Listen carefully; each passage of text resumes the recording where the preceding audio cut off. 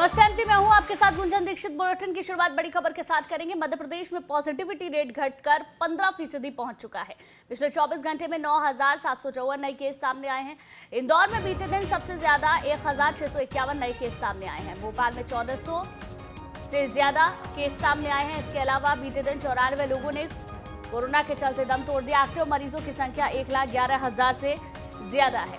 कुल संक्रमितों का आंकड़ा 6,91,000 के पार पहुंच चुका है। तो एमपी में जो संक्रमितों की संख्या है फिलहाल कम होती हुई नजर नहीं आ रही है। भोपाल में 1,400 से ज्यादा केस सामने आए हैं। भोपाल और इंदौर जहां पर हालात जस की तस बने हुए हैं। इसके अलावा पॉजिटिविटी रेट पूरे मध्य प्रदेश में 15% हो चुका है। पिछले 24 घंटे में 9,754 नए केस सामने आए हैं। इंदौर में बीते दिन 1,651 नए केस, भोपाल में 1,400 से ज्यादा नए केस सामने आए हैं। बीते दिन 94 लोगों ने कोरोना से दम तोड़ दिया है।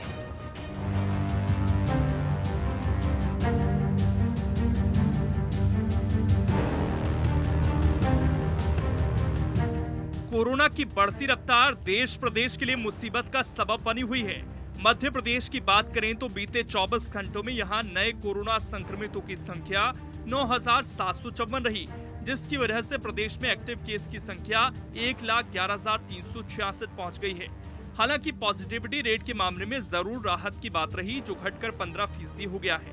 स्वास्थ्य विभाग की ताजा रिपोर्ट के मुताबिक इंदौर में 1,651, भोपाल में 1,412, ग्वालियर में 793 और जबलपुर में 542 नए संक्रमित मिले हैं।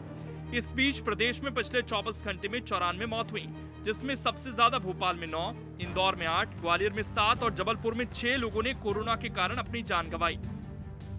वहीं दूसरी तरफ प्रदेश सरकार भी कोरोना के खिलाफ युद्ध स्तर पर काम कर रही है, जहां सीएम शिवराज सिंह के साथ साथ पूरा मंत्रिमंडल लोगों को कोरोना संकट की घड़ी में उबारने में लगा हुआ है। प्रदेश में कोरोना की रफ्तार कम होने पर प्रदेश के गृह मंत्री नरोत्तम मिश्रा ने कहा कि नए केस के मुकाबले ठीक होने वालों की संख्या बढ़ रही है। आज का दिन भी पूर्व की भांति कोरोना के लिए राहत भरा दिन है। अब हम 5 डिजिट से नीचे आ गए। जो ट्रेंड आ रहा है पिछले 3-4 दिन का, उस ट्रेंड में अब शहरों में राहत है। जो गांव में थोड़ा सा फैलाव आया था, जिसे मुख्यमंत्री जी ने रोक दिया, नए केसों में काफी कमी गांव में भी आ रही है। चूंकि कोरोना का पेशेंट आकर 14 दिन रहता है, इसलिए वो साइकिल बनने में भी, लेकिन आज की तारीख में मध्य प्रदेश के अंदर सरप्लस में ऑक्सीजन है। साथ ही गृह मंत्री ने युवाओं से वैक्सीन कराने की अपील भी की। साथ ही कांग्रेस पर निशाना साधते हुए नरोत्तम मिश्रा ने कहा कि उन्हें भी युवाओं को वैक्सीनेशन के लिए प्रेरित करना चाहिए, जो ट्विटर के जरिए सरकार पर आरोप लगाते रहते हैं। वैक्सीनेशन में नौजवानों से आग्रह, हाथ जोड़ करके आएं और वैक्सीनेशन लगवाएं। स्लॉट बुक करने के बाद भी कल लगभग 150 युवा स्लॉट बुक करने के बाद नहीं आए और वैक्सीन खराब हुई। ये पीड़ादायी है। और उन लोगों से आग्रह है जो चिट्ठी लिख रहे थे कि 100 बहुत कम है, जो ट्वीट कर रहे थे कि 100 बहुत कम है।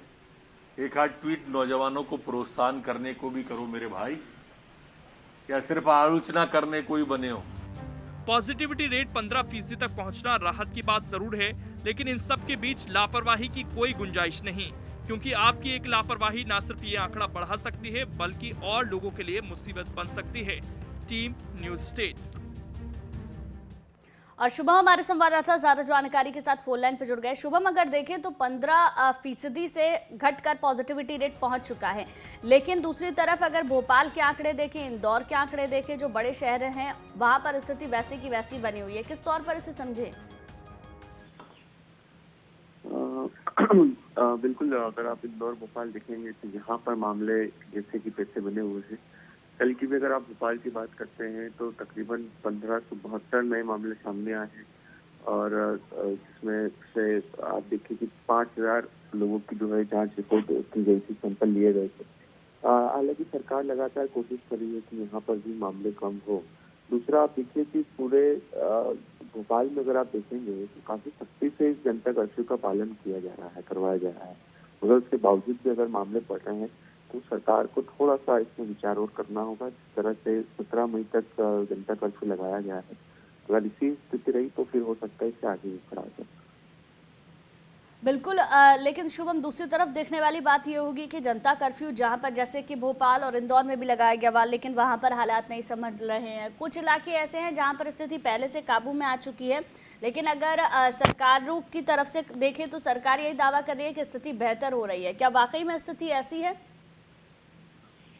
देखिए, जरूर मामले अगर कम हो रहे हैं, अगर हम देखें कि 13-14 हजार रोजाना मामले आ रहे थे कोरोना से, वो घटकर अगर 9-9.5 हजार पर जा पहुंचे हैं तो सरकार ये दावा जरूर करेगी।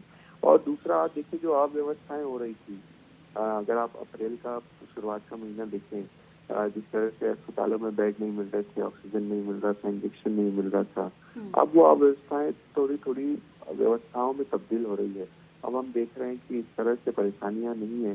दूसरा, जो कोविड सेंटर थे आइसोलेशन के लिए, जो लोग होम आइसोलेशन में थे, अब ऐसे लोग सीधे जाकर, जैसे 1000 बेड का भोपाल में खुल चुका है, जबलपुर में, इंदौर में, तो वो जो परिवार संक्रमित हो रहा था होम आइसोलेशन के चलते, अब वो बच रहा है। और कहीं ना कहीं यही कारण है कि मामले जो है वो कम हो रहे हैं।